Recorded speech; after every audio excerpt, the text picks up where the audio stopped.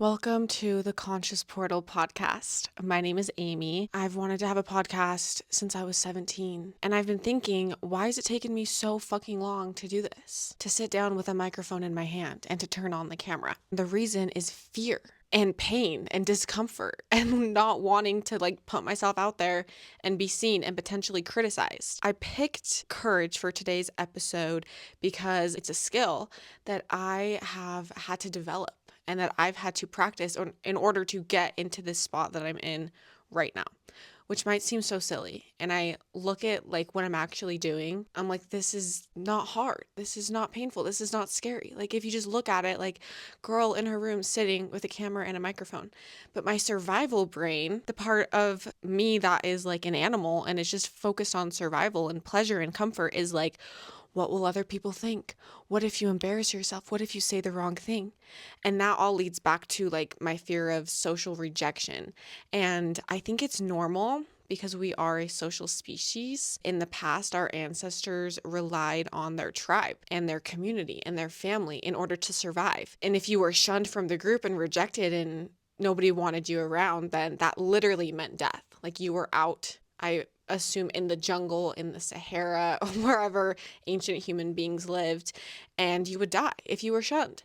So when my brain starts to spiral and think that rejection equals death, I just remind myself, oh yeah, this is how I'm wired. This kept my ancestors alive. This is the reason why I'm alive. This is how social species are wired. And it's a beautiful thing because we are able to make connections and to feel loved and to want to be part of community. But it can also kind of backfire on us when it stops us from doing the things we want to do. And the truth is, in today's society, you're probably not going to die if people reject you and shun you and don't want you around, because we have the opportunity to be way more independent these days, especially if you live in a modern society. You're not going to die if people reject you, but your brain is still going to make that association. So, what this all comes down to is practicing the skill of courage. The definition of courage is the ability to do something that is frightening and strength in the face of pain or grief. And the reason why I think it's so important for us to practice it is because, again, as human beings, we have these survival wirings. We are still animals, even though we have this higher order thinking part of our brain, the prefrontal cortex, that can make logical decisions, conceptualize the past and future, solve problems. It's like this higher order thinking capability that we have, but we're also humans. We also have the brainstem that is just focused on comfort and pleasure and survival. It doesn't want to take risks. It doesn't want to change. It doesn't want to leave what's familiar, what it knows. In fact, when it does lose what's familiar, it is very painful because the brain also likes to be efficient and it likes to think the same things over and over. It doesn't want to have to change the way it's thinking. It doesn't want to switch up the routine, doesn't want a new job, doesn't want a new city to live in, doesn't want new friends or family. It just wants what it's known because that's efficient. So when we want to make changes in our life because a part of us knows that we're made for something more, we have to override this part of our brain that is purely focused on survival and pleasure and comfort. And the way we do that is by practicing courage. You can't wait until your fears are gone in order to take action. You have to take action with your fears present because your fears aren't going anywhere. That pain, that discomfort, that fear of the unknown, it's not going anywhere because it's wired into your brain. It's what's kept your ancestors alive and it's what's kept you alive up to this point. So it's not something that we have to pretend wasn't there or try to get rid of because that's just futile. That is not going to work. I can speak from experience. The first time that you feel fear and act anyways and practice courage, it's going to feel so unbearable. It's going to feel terrifying and awkward and uncomfortable, and a part of you is literally shriveling up and dying and cringing to death. Then the 10th time that you practice courage, it's slightly uncomfortable. The 100th time that you practice courage, it's almost exhilarating. It's almost like a drug because you realize your own capabilities. You realize how strong and powerful you are as a human being, that you can override this fear part of your brain. If the fear wasn't present, if the pain and discomfort didn't exist, it wouldn't feel so amazing to overcome it. You wouldn't have that confidence and that pride and that self-accomplishment feeling if there wasn't something that you had to overcome. So in like a weird way, I think it's great that we have these fears and that our survival brain wants to stay in what's familiar and comfortable, because when we overcome that, it gives us so much confidence. We're like, holy shit, I did that. And I can do it over and over and over again. And you realize fear and pain and discomfort won't kill you. Overcoming them, acting in spite of them, is not going to kill you. And that is where true confidence comes from. Knowing that you can face any feeling, any situation, you can solve any problem, you can do anything because you're not afraid of feeling discomfort. That is where true power lies, because there's so many things in this world, especially if you want to make a big change in your life, that are going to be so uncomfortable, because again, the brain likes efficiency. It likes what's familiar. So when you overcome that, you realize, oh, that actually didn't kill me. Like, I really thought that if I put myself in this situation, if I had the hard conversation, if I left the job, if I left the relationship, if I told my family the truth, if I did that scary thing, it would kill me. The brain was so confused. It thought that it would die. And then you realize, like, wait, I didn't die. And actually now I'm living the life that I want to be living, and I'm way happier and I'm way more aligned. And it's because I overcame that fear. I didn't give into it. It just creates so much confidence, and you'll realize that you can do anything in this world if you're willing to experience discomfort and pain, and understand that the more you lean into it, the more you practice it, the better you'll get at it. Because whatever we practice and repeatedly do is what we get good at. So if we practice avoiding, staying in what's comfortable, staying in what's familiar, that's what we're going to get good at. But if we practice leaning into courage, facing our fears, acting in spite of them, that's what we get good at. Any big dream that you have or goal that you want to accomplish is going to require you to practice having courage, because again, it's going to be uncomfortable. There's going to be people that say things about you that you don't want to hear. There's going to be people who don't want to be friends with you anymore, people who fire you, people who reject you, people who abandon you, people who break up with you. And you're going to learn that you can survive that. I think one reason why we're so terrified of negative discomfort is because we live in a world where pleasure and comfort are literally like a tap on your phone away. Like, you can pull up porn in half a second. You can DoorDash food to your door. You can go on a dating app. You can scroll endlessly and escape your life and just succumb into other people's worlds and lives and neglect your own negativity. So it makes sense that we're constantly giving into pleasure and that we think we should feel good all the time. That's another thing. I think that we feel entitled to pleasure. We feel entitled to feeling good. We feel entitled to comfort because we live in a society where there is so much comfort. There is so much pleasure. Don't get me wrong. I'm not shaming people who live a comfortable life. I actually think that there's nothing wrong with choosing to live a comfortable life. I think our ancestors would look at our lives now and be like, holy shit, you can just lay in bed and order food to your house and have endless hours of entertainment on this screen that you hold up. They would look at human beings and be like, that's it. We've made it. There's no more we need to do. Like, let's just all succumb to it, like WALL-E, where no one's doing anything.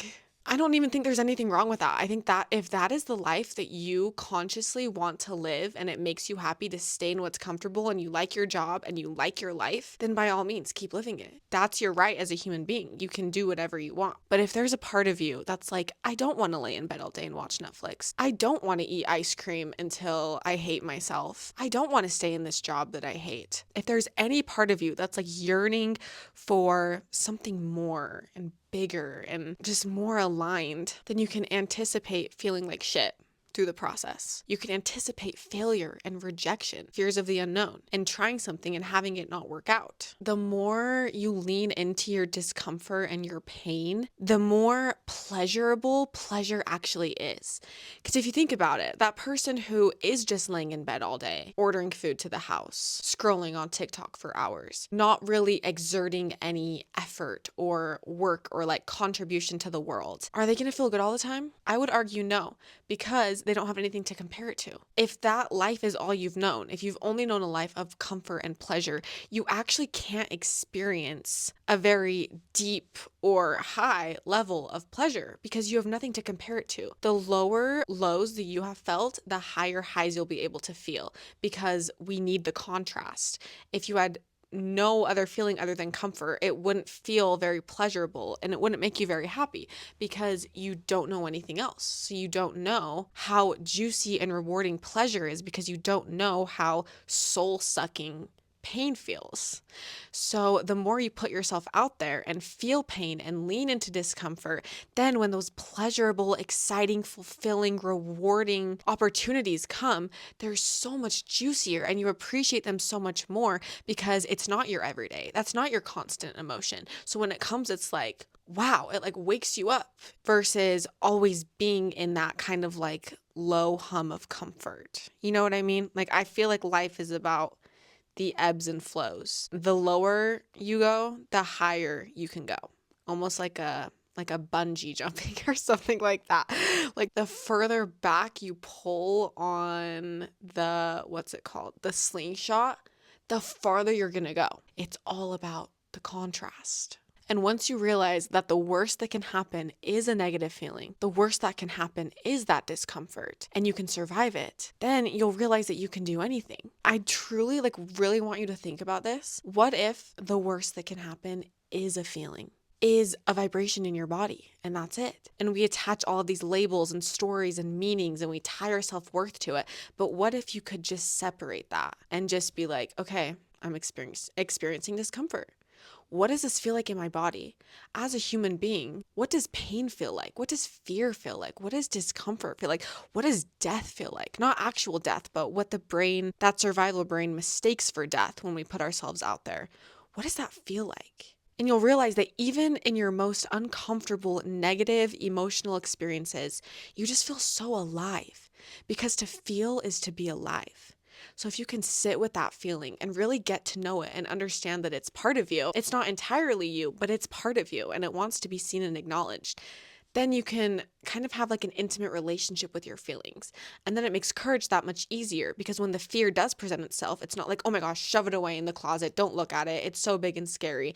It's like, no, I welcome you, fear. I see you. I allow you. I understand that you're just a vibration in my body. And I know that you think you're so important. And I know that you think we're going to die. And that's okay. You feel your chest expand, you feel your face get red, you feel yourself start to tighten, you feel all of these physical sensations that are coming from an emotion. And that emotion is coming from a thought and a belief system. And if you can just hold space for that and allow it, not only will you get to know yourself so much better, but you'll put yourself in the situations you want to be in. You'll be able to make new friends. You'll be able to have the hard conversations. You'll be able to live the life you've always wanted to live, because the only thing stopping you from doing everything you want to do is your fear of feeling an emotion, because that is the worst that can happen. Sadness, grief, guilt, rejection, embarrassment, humiliation. There's so much. There's so many negative emotions that present themselves to us on the daily, especially if you're putting yourself out there. So if you can be intimate with it, allow it, hold space for it, understand that it will pass, then you'll be able to do anything. And you'll love yourself so much more, because you're not like pretending that your fears don't exist and shoving them away and pretending like you're totally fine in life. You'll be able to tell yourself the truth about where you're at and what you want. And when the emotions come up, you'll be like, oh, hey fear, hey shame, hey guilt, I know you. I'm not running from you anymore. I'm allowing you. I just think of like the chemicals, the chemical makeup of our emotions and what they do to our body. And it's just like so fascinating to me how we let these vibrations control us.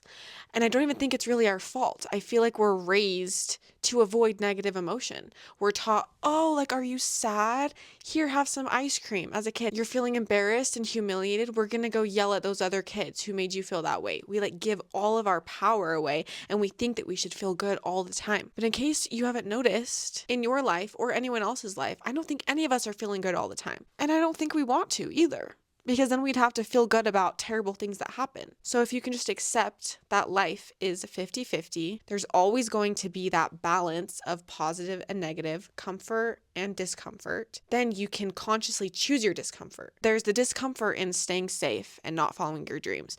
And there's the discomfort in risking it all and putting yourself out there and trying and failing and being a beginner. So I would just implore you to ask, what discomfort am I choosing? The discomfort of playing small or the discomfort of playing big? And which one is going to ultimately get you where you want to be in life? Something to think about. In order to practice courage, I think you have to practice also believing in yourself. These are some statements, almost like affirmations or just like beliefs that you can practice in order to develop the skill of courage. I can handle this. I don't need certainty to move and take action. I can figure this out. What I love about that is it's not saying like I can do anything, but it's like I can figure it out. As a human being, what if I'm capable of figuring this out with my amazing human brain that I've been given that is capable of so much? What if I can figure this out? Something that I think is hard about like affirmations and beliefs and sentences like this is we say the affirmation and then our brain immediately is like, no, you can't. No, you're not. It's like the negative belief is so much stronger than the positive belief that we're trying to wire into ourselves. So, a little trick that I have for the brain is I would add maybe in front of it. For example, maybe I can handle this. Because if the brain is like, we can't handle this, we're going to die, this is too scary, we can't do this. It's like, maybe I can. Maybe. It kind of opens the door. And then your brain can't argue with maybe because it's not definitive. It's just like, it's open. We'll see. Maybe I can handle this. And then your brain will kind of start to look for evidence that you can if you keep feeding it that thought. I can experience discomfort. Or maybe I can experience discomfort. Maybe.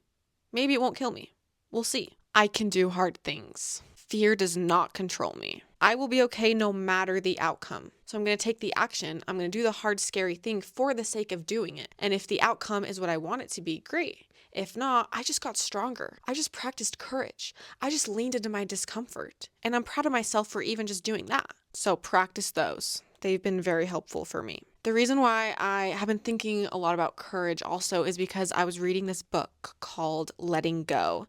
And there were some quotes in there that I thought were very helpful. With courage, there is a willingness to take chances and let go of former securities. As old ways of looking at things are challenged, our worldview begins to stretch and expand. That which was previously considered to be impossible becomes possible and eventually is experienced as a new dimension of reality. There's the capacity to look within ourselves, to examine our belief systems, ask questions, and seek new solutions. Your new life is going to cost you your old one. Your new life is going to cost you everything that you thought you knew, comfort, safety, familiarity. You're going to have to throw all that away and step into the unknown. And that is so scary because the brain doesn't know what's going on. But eventually you kind of create a new reality and you create new comforts after you've actively chosen to stay in the discomfort for long enough. Then that new reality becomes comfortable. Our sense of self-worth is not diminished by looking at areas that need improvement. We are able to admit the presence of problems without being diminished. As a result, energy, time, and effort are put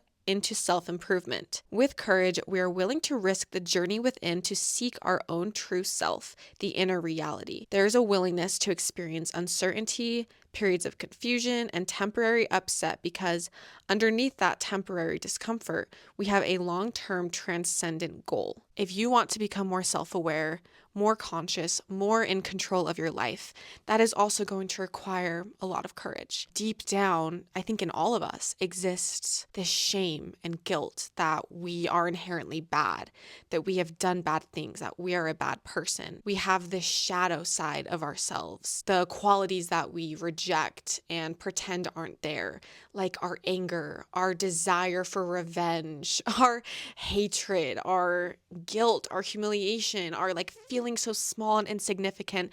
These are all shadow qualities that every human being has. And if you want to make a change to your life, if you want to become more conscious and aware and take your power back and live a more intentional life, you are going to have to take that journey inward. You are going to have to come to terms with a lot of things about yourself. You're going to have to come to terms with embarrassment and shame and guilt and really take a good hard look at it and choose to accept it. And don't blame yourself. Don't beat yourself up. Don't hate yourself. Just accept that you're a human being with these qualities. That requires courage.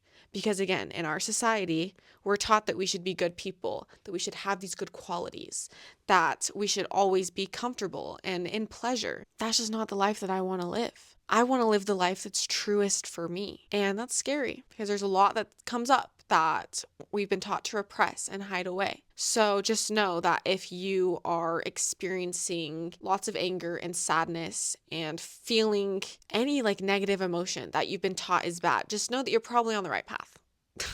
If you're letting it all come up, if you're examining yourself and your beliefs and you're like, what the fuck is going on? What is this programming? Where did this come from? Why do I believe this? I can't believe I've been acting this way my whole life and believing this and just walking around with all of this inside of me. Just know that you're on the right path. First, we have to let it be conscious, let it come into our awareness, and then we can make the changes from there. On the level of courage, the world is no longer seen as the depriving or punishing bad parent. Instead, the world is seen as challenging and presenting opportunities for growth, development, and new experiences. There's a feeling of optimism and the feeling that with the correct facts, education, and orientation, sooner or later, most problems can be worked out satisfactorily. I think as humans, even though that survival part of our brain wants comfort and familiarity and safety, I think more than that, we want new experiences. We want to try new things. We want to be presented with challenges that we can overcome, because that shows us how strong and capable we are. If you think about Maslow's hierarchy of needs, like self-realization or whatever that top one is the ultimate achievement. Figuring out what we're capable of, overcoming all the hardships of life. That is what gives us humans life. And it's why we have so many inventions and why we have progressed so much as a society, is because humans didn't give into that survival brain. That was like, oh, stay in the cave, stay with what's familiar. There might be a predator out there. Let's not risk it. The humans that were like, no, I'm leaving the cave. And I'm trying this new thing, and I'm going to go mining, and I'm going to dig holes, and I'm going to climb this mountain, and I'm going to see what's out there. I'm going to explore this world that I was put on, because what else am I going to do here? Having that mindset of exploration, curiosity, embracing new experiences is going to help you with courage, because you're going to have to overcome fears, but you can also tell your brain, this is exciting. This is new. We're on this earth with so many people and things, and there's a lot going on this planet, if you haven't realized. If you haven't noticed. Why would I stay safe in what's familiar and comfortable? Why would I give in to my survival brain? I see you trying to keep me safe, and no thank you. I have a life to live. I have experiences to go out and have. I have people to meet. I have versions of myself to meet. I have new food to try. I have new places to see. I have new mountains to climb. Life is way too short and precious, and the planet is way too fucking cool and amazing for you to stay safe in your bed, ordering food, watching Netflix. There's just too much going on out in the world. Remind yourself that you are capable. You can feel any emotion and it won't kill you. You can overcome your fears. They don't have to go away. You can overcome them. And you're going to live the most badass, amazing life anyone's ever lived when you can overcome your fears and act with courage. Thank you for tuning in to this week's episode. I actually don't know how often I'm going to make these, probably a lot, because courage, I've got to practice it. If you want a specific topic talked about, if you have a question, if you want to argue with anything I've said, you can comment down below, or you can email me, consciousportalpod@gmail.com.